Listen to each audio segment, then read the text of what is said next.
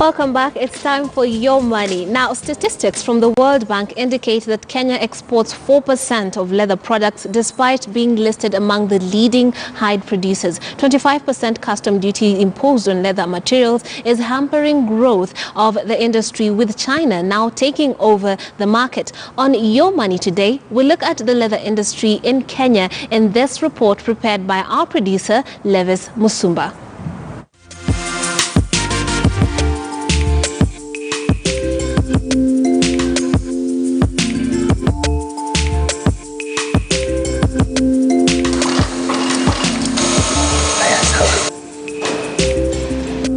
According to the World Bank report released in 2015, statistics indicates that the processing and production industry in Kenya are struggling to meet Vision 2030.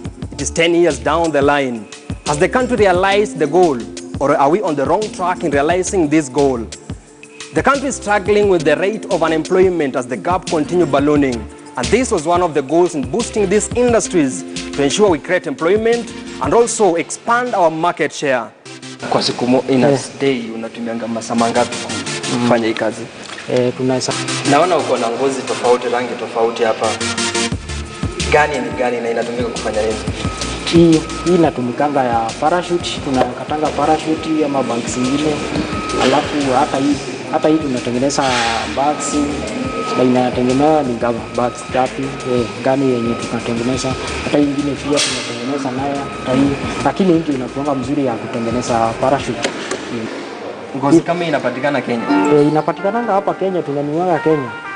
Sasa hii inaweza toka pesa ngapi? Hii inaweza toka 3,000. 3,000 hivi. Na bags ngapi zinaweza undwa hapa? Hii inaweza toka kama bagi 3, bags 3 hivi ama hapo. The demand for leather materials is on rise globally, but Kenya is unable to meet the market demand, forcing the players in the industry to import part of the materials into the country.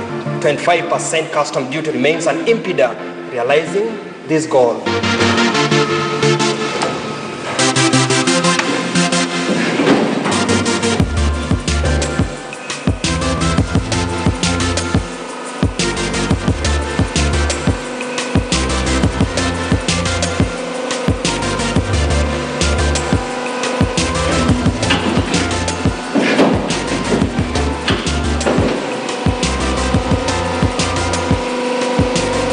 Kimaliza kukata hapa tunaenda next.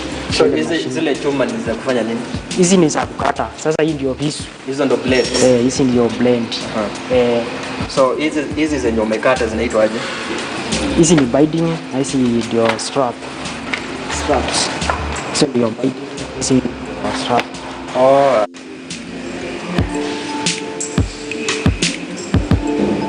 Umefanya hii kazi kwa miaka 5? Miaka 5, nimefanya miaka 5.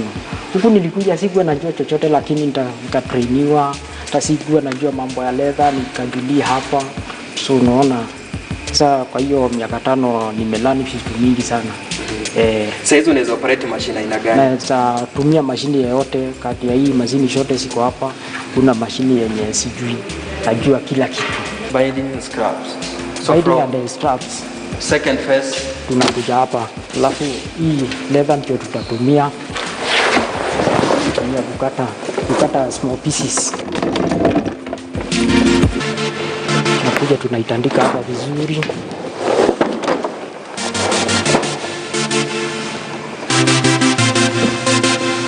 Tunawakisha mashine. Sasa ndio tunakata.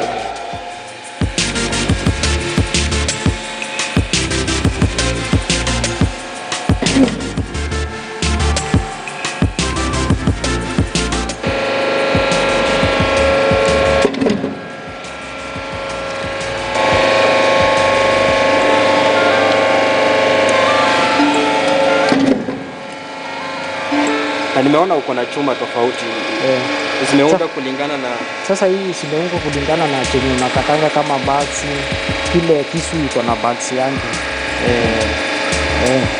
Sasa lazima kwanza unaset.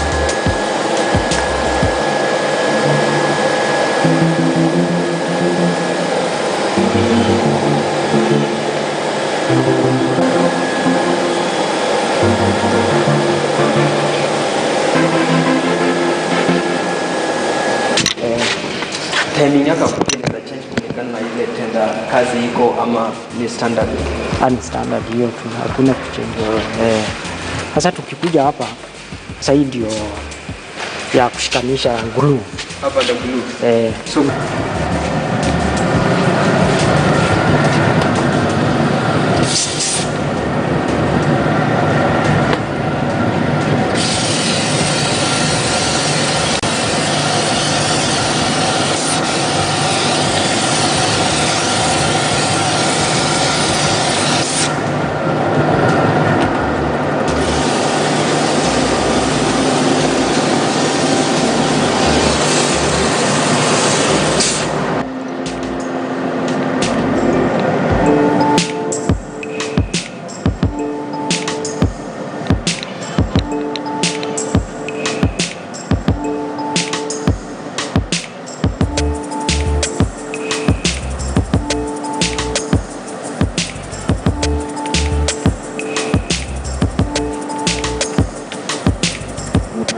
the demand for leather products is on rise across the world. Everyone is in a rush grabbing that item made out of leather products, be it a belt, be it a bag, or that pair of shoes that you are putting on. But do you know how intensive it is, or the process of making that item is more intensive than needs patience?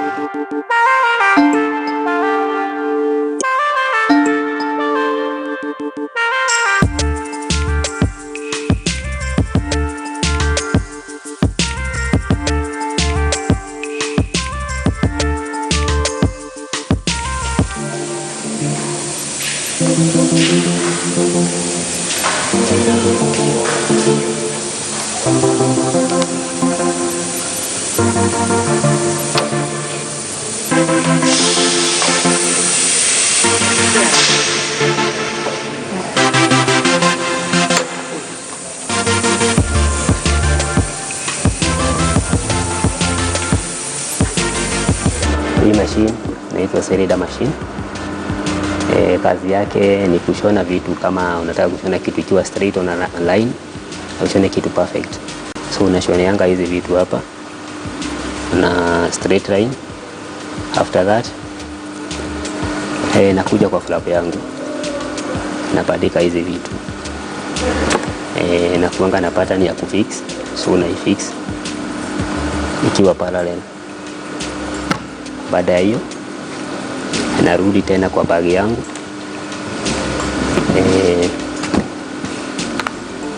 na fix. Baada ya hii sasa nakuja na ifix hapa, niko na pattern ile inaniguide mahali nitafika, so naishona. Baada ya hiyo napindua bagi yangu. I have also hired some piece of leather kama pocket hapa, naweka mtu tudogo the same as this. So hii kama nishaiweka, kuna vile itakuja, nishaiweka, nishaifix hapa, itakuja iclose na kitu kidogo hapa. Niko na kitu naweka hapa, naita button, naweka button hapa. So hiyo bagi inakuwa imeisha pande yote ya mbele, na hiyo kazi yote nafanyia kwa hii machine, this authoritative machine. Then after that nahama kwa hii machine. Hii authoritative juu kazi yake ni kushona vitu ngumu na haina kitu ya kushikilia hapa. So na hii ni fabric, sio leather. So nikishonea hapa itanisumbua kwa kutoenda straight. Naenda kwa machine nyingine iko flat bed. Then nashona straight, naipindua, nashona straight nyingine inakuwa French seam yenye haiwezi tokana. Baada hiyo niko na pattern na mark nayo hapa chini. Napea hii bag yangu kitu inaitwa base, mahali pa kukalia chini.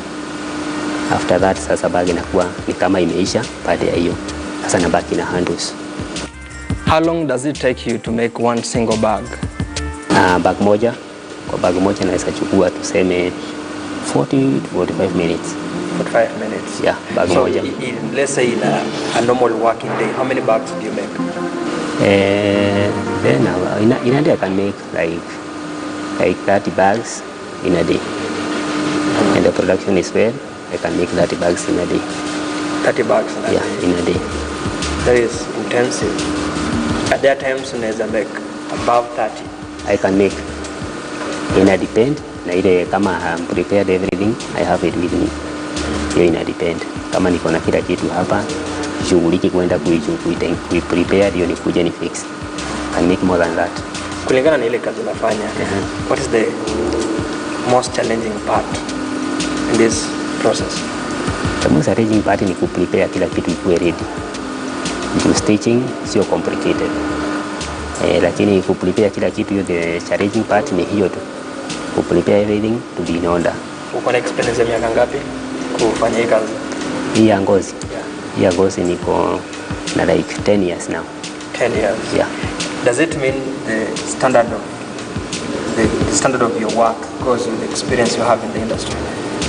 Yeah, experience naenda nikigain more day to day. Narani vitu mpya, siku narani kitu mpya, experience inaongezeka.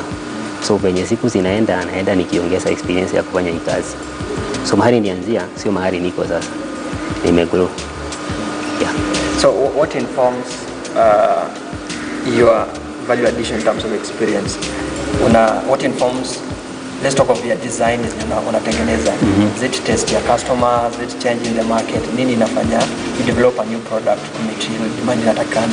Demand inatakikana inadepend na customer kitu wana insist wanataka sana. Alafu penye vitu inaenda ikikuja mingi kwa soko. So lazima uwe na idea kitu mpya, nitengeneze ukiwa skillful sana juu watu ni wengi kwa competition ya kutengeneza hizi vitu. So usipofanya kitu yako mzuri unapata uko nje. So ina depend na ile market ipo yenye watu wanaitisha vitu. The influx of cheap leather products from overseas, specifically from Asian countries, is taking over the Kenyan market. And everybody is asking, where is the government policy, or where is the government coming into play to ensure that promoting the local industry in meeting the demand for these products is met?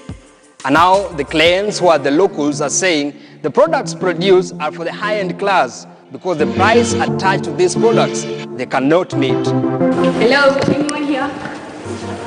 Hello, hi, how are you? Hi, I'm looking for a traveling bag or a shopping bag. Can I find one here?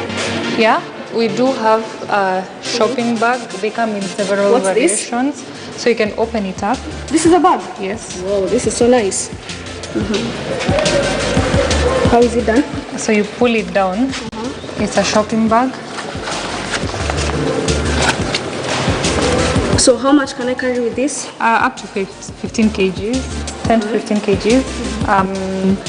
And then there's a front pocket that allows you to carry your little necessities at the front, and you can secure it with these two buttons. So it won't wear out anytime soon if I carry it for maybe too long? No.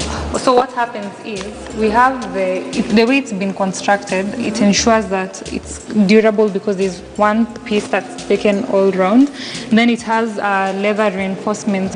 We have such a product with the regular grains leather that's brown and soft. So how much does this go for? This one goes for around 18,000 Kenya shillings. 18,000? Yeah. Are you sure if I go to maybe a place, I won't get it at a cheaper price? Maybe at around 5,000, 3,000? Okay, but you might get it at that, but the materials that are used when making such a product are definitely inferior, meaning you might have to get, say, 5 of them in 1 year as compared to having this, which you can have for over the years and probably pass it Since down. I'm a student, can I carry this to school? Yeah. Maybe my laptop or something? No, for your laptop, Yes. we have several bags. So there's this one. It's a laptop bag. It's a backpack. The color. Okay, so we have one in black.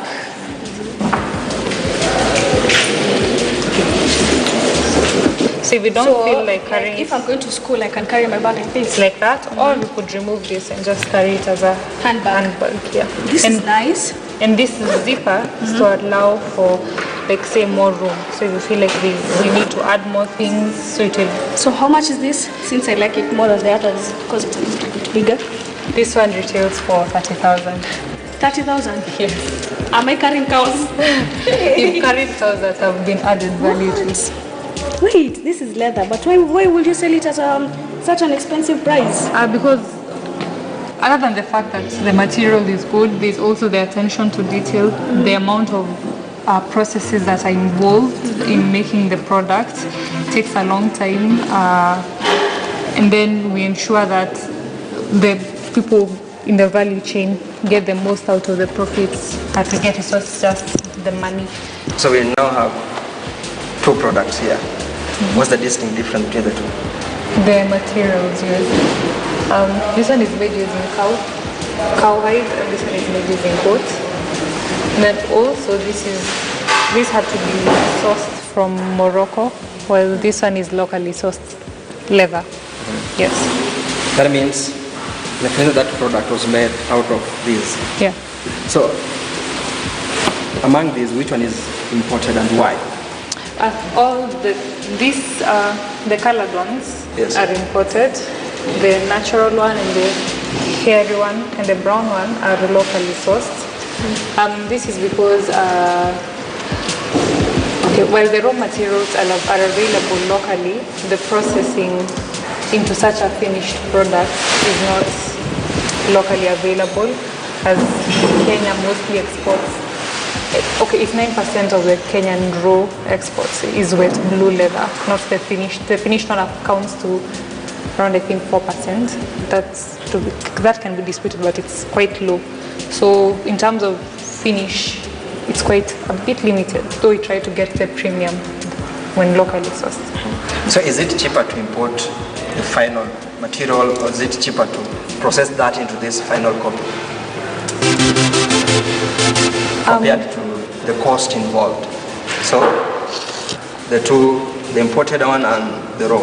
If you have to process that into have final copy, will it be more of the same price?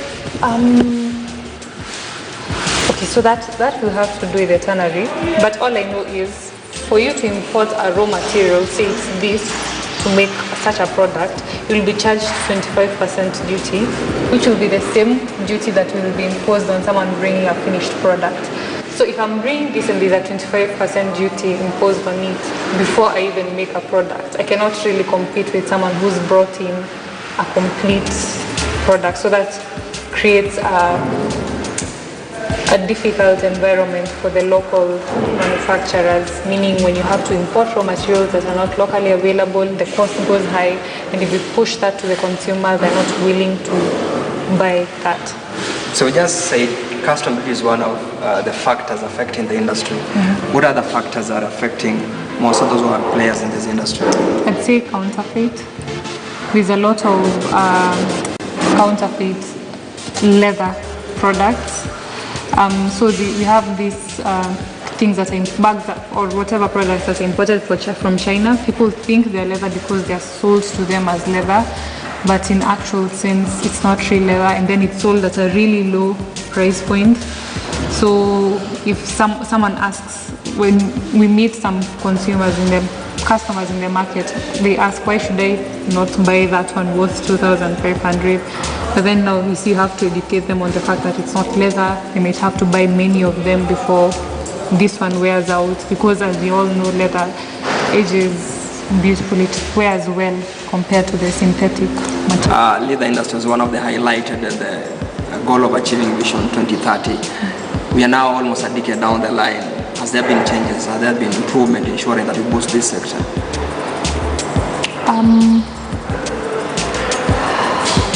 Maybe there have been, but we've probably not seen them yet. I would not want to negate everything that's involved with the government.